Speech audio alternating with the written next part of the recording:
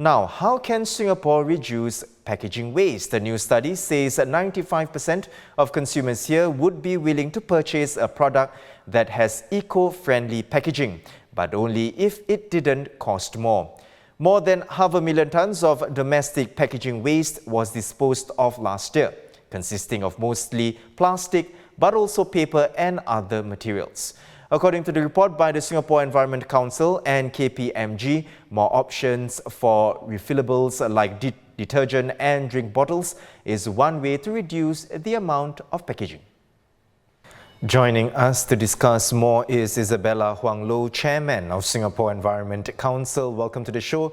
Isabella, whether I'm buying something from the supermarket or getting a takeaway, there's often too much packaging. What are the main ways to improve packaging designs and practices from a business standpoint? Thank you for that question. I think it's very, very interesting. This particular conference today that we just finished actually talked extensively about businesses taking ownership in this space.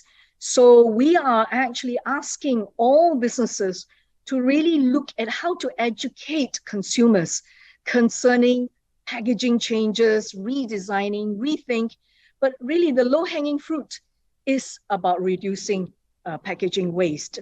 We actually issued a figure of 532,000 tons of packaging waste a month ago. That is a very stark figure that we actually throw that much of packaging waste. So just to give you a perspective, the packaging waste industry is $3.9 billion, growing at 8% every year.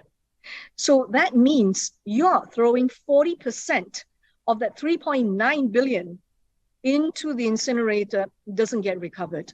So someone needs to really rethink what we are doing as a country with very little natural resources. So again, it's very much discussed. And I would say that today's conference, we also found new nuggets of wisdom from the industry players that came forward to offer discussions. So what we came away is about several things that we can do. One of it is simple things like looking at homogeneous packaging. So instead of having a plastic bag and a tapao thing, or looking at a box from an e-commerce with a cellophane tape on it, we could actually look at homogeneous packaging, which means a paper box with a paper tape, for example.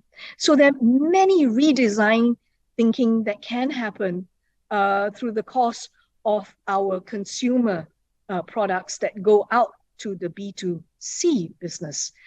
Several other things also was talked about. Maybe digitalization also plays a very important role here.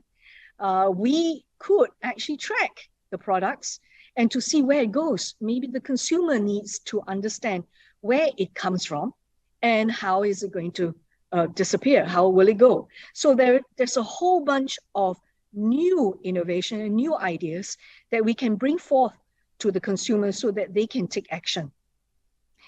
There's also a third item which we talked about, which was quite an aha, which is about modularization. So all of us have iPhones and laptops and many things that we have. So the future of packaging could be that instead of throwing away the whole phone, I mean, it's really precious, one phone. We could actually take the heart or the products out of it and buy modular. So that means it's cheaper to the consumers, right? And the company can actually upcycle, recycle, and do something with that natural materials, whatever product that is been taken out that's modularized. I hope that helps in throwing some new light to ideas that came about through this conference. Isabella, with households throwing out more than 500,000 tons of plastic packaging each year, what better choices can individuals make in terms of packaging and recycling? Well, first of all, the consumer can say no to some of the packaging. They can bring if you're talking about going to the hawker center, you can bring your own containers. You can do the right thing. In fact, I'm told that at the hawker centers, the containers have actually gone up in prices something between 20 to 30 cents to 50 cents, in line with the oil prices. They have actually gone up in cost.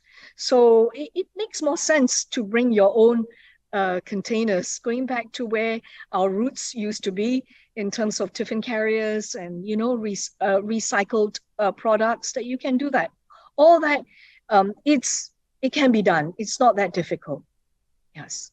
And on a global scale, how does Singapore compare to other countries? Can you put into perspective for us? Well, in this study, it really talks more to the businesses in terms of policies, in terms of action that they can take, in looking at tracking materials that they can use. So there is a whole bunch of opportunities that we can actually benchmark against best practices from various countries, namely Germany, Spain, and Netherlands. But policy making, that's quite key right now to unlock the whole packaging ecosystem. So in this particular study, we actually painted not just about plastic. We looked at bottles, and we also looked at metal cans for the beverage industries and various other industries. So for example, the bottle refund scheme, that's something that's in the works. It should happen pretty soon. So for the bottle refund scheme, it shouldn't hurt. In fact, it should even help our local industries very much.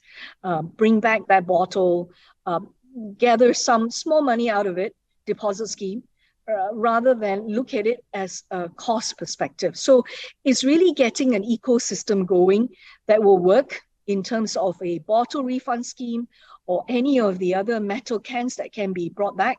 That's something going to be extremely important, how we continue to mine these packaging materials out of the waste stream. Thanks for watching. Be sure to subscribe to the channel and hit the bell icon to be notified of new videos.